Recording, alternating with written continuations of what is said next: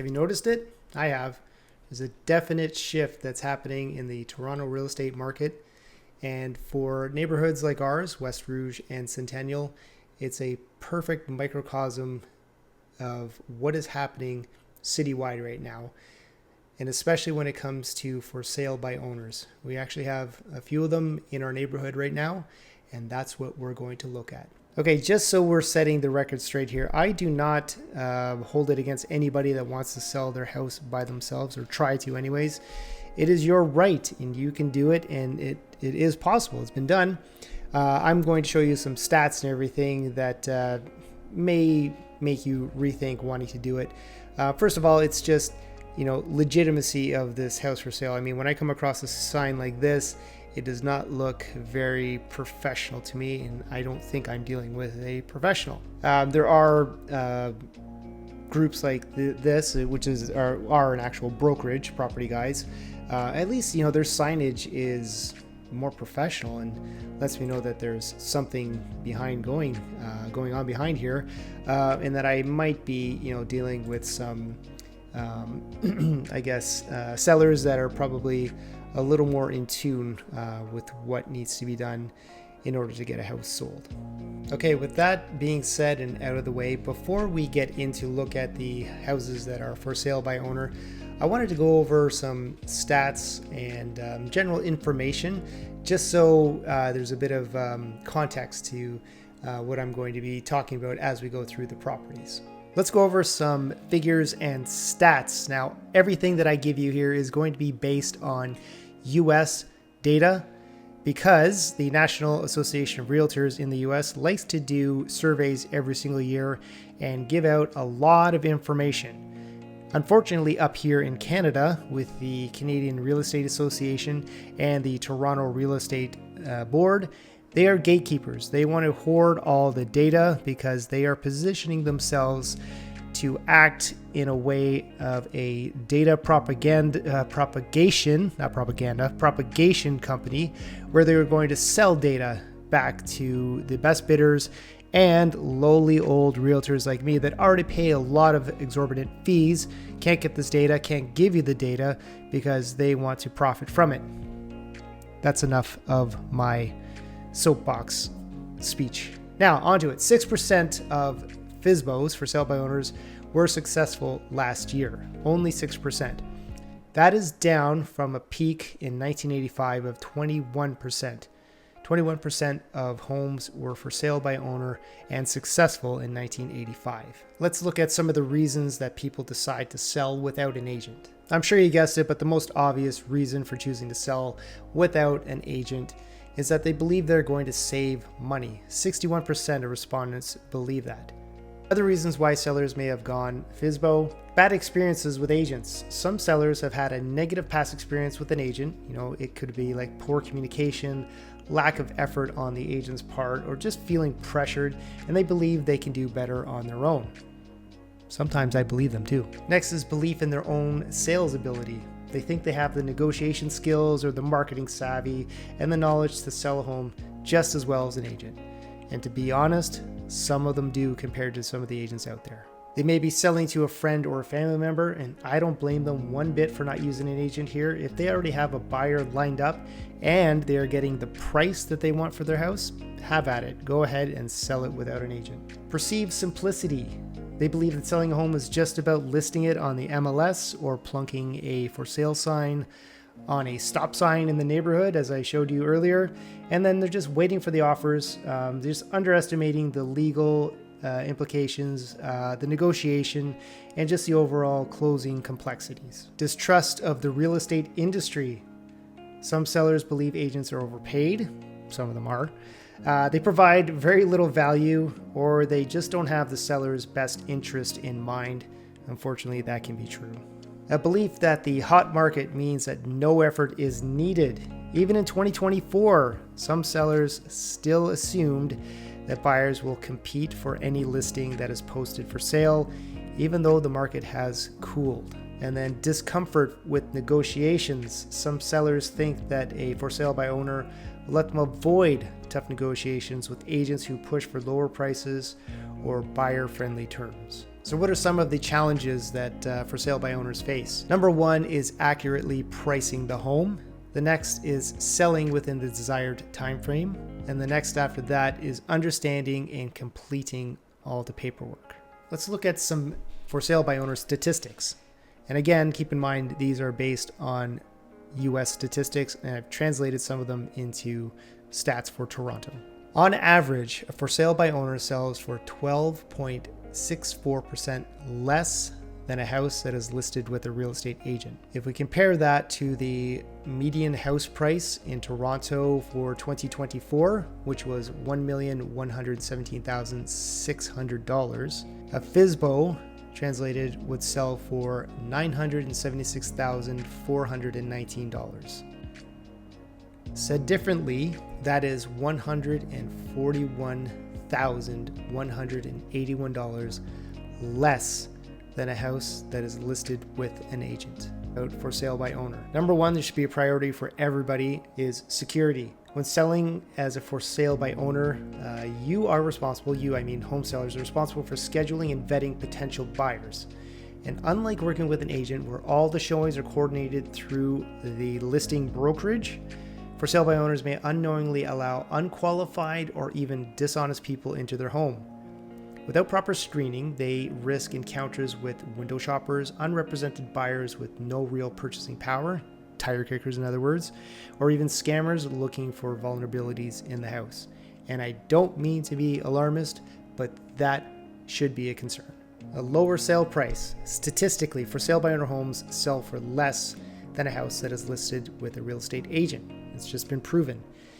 And while you may think that you're saving on commissions when you factor in the lower sale price of the house, the price or the offsetting of those perceived savings is a non-factor. You're actually selling for way less than you would listing with an agent. The complexity.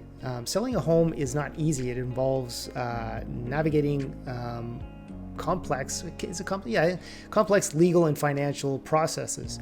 For sale by owners, they may find it challenging to look over and handle the contracts, booking appointments, negotiating the best terms for them, and then just the closing process without professional expertise. It's very difficult. It may seem easy in the background, but there's a lot of moving parts that are going on. Limited exposure. For sale by owner listings may not receive the same level of exposure as those listed with real estate agents, especially if they are not on the MLS. This can result in a longer time on the market, a way longer time on the market, and of course, potentially a lower sale price. Pricing challenges. Obviously, determining the right asking price can be a struggle. It's not easy, especially in this market, and potentially this leads to overpricing the house and sitting on the market for a long time, or underpricing a house and getting taken advantage of by a buyer that sees the opportunity and boom. And let's not discount the emotional stress. Directly handling negotiations and the sale process can be emotionally draining, and particularly if you have a strong emotional tie to your house. All right, to show that I'm not just picking on for sale by owners, there are some pros to going without an agent. Okay, and the first and obvious one is not paying the listing commission. If we just look at that, so you think you're avoiding paying the 2.5% to the listing agent. And by the way, if you're paying a listing agent 2.5%, they better be doing a bang-up job and have kick-ass marketing and negotiation that can support them charging you the 2.5%. Anyways, I'm not getting into that.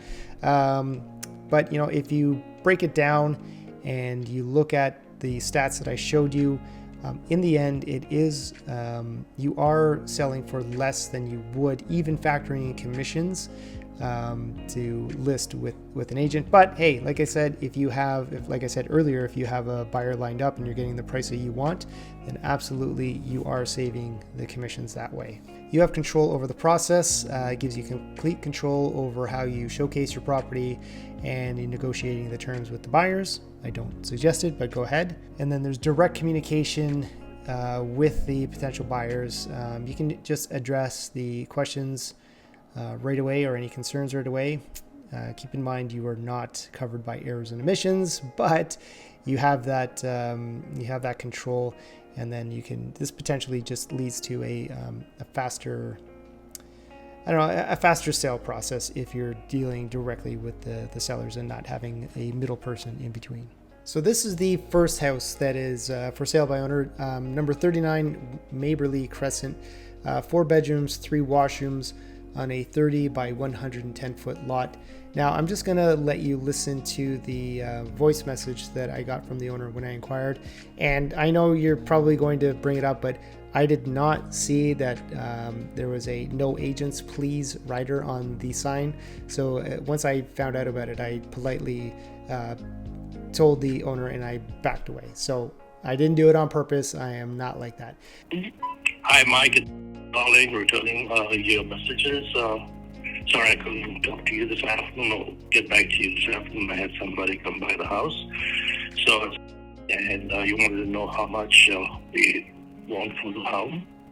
So we're looking at 1.325, and I would give you a discount on the purchase. It's strange because you haven't seen the home and you still want a price. Anyway, as I said, if you're interested to know more about 39 Maberly, give me a call back for one. Here is 39 Maberly Crescent. Now, just like the voice recording said, it is listed at $1,325,000 with negotiation room. So they're looking to get a full $1 million more than what they paid for. This was back in 2005. Good on them. Hope they get it. It is a 4 bedroom, 3 washroom on a 30 by 110 foot lot. Something about this just makes it seem like it's a bit of an over ask. It just looks like a small lot, and just based on what's for sale on the market right now, 1.3, they may not get it, but like I said, hopefully they do. 24 Andona Crescent, this one is actually on the market. It has been on for 32 days. It is listed at $999,900, 3 bedrooms, 3 washrooms on a 27 by 108 foot lot. And we have 12 photos, and probably high quality. All right, so inside, kitchen is nice. Subway tile backsplash. They have painted the original cabinets, which is fine. They've put in quartz counter.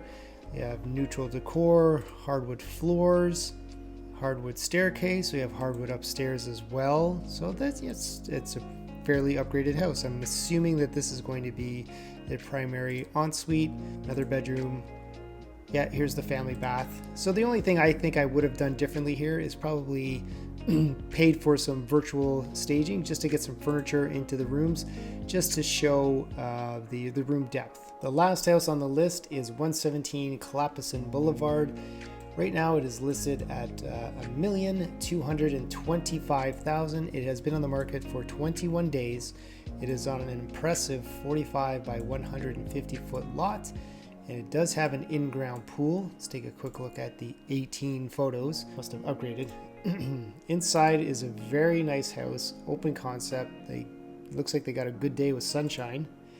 Makes it nice and bright. That is a gas fireplace, not wood burning. It's fine. We're not going to hold it against them. At least there's a fireplace. Dining area, kind of open concept into the lower level. Shaker cabinets in the kitchen, crown moldings, pantry. It's actually a very well put together house. I don't know if they stage or if this is the way that they live, but this is a nicely presented house. To me, this looks like a for sale by owner that gets the gist of what they need to do in order to get people in to look at the house. Finished basement, and there's the pool, and the backyard is nicely treed, so nicely private. That's a nice house, but I'm going to show you a little bit of intel on this one. I'm going to go back to the history on it. So it's $1,225,000, but zip down to the bottom here. Originally, they had it listed at $1,050,000. Okay, and then what they were doing here is they decided that they knew better, and they were going to hold offers. So that price is just a price to get you in, but they want this to be bid up. So they held offers, and offers didn't happen. They didn't get the multiple offers, or maybe they did and they just didn't get the price that they wanted.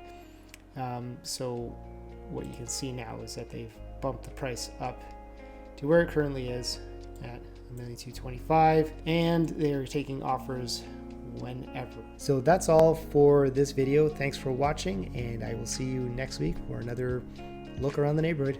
Thanks for watching.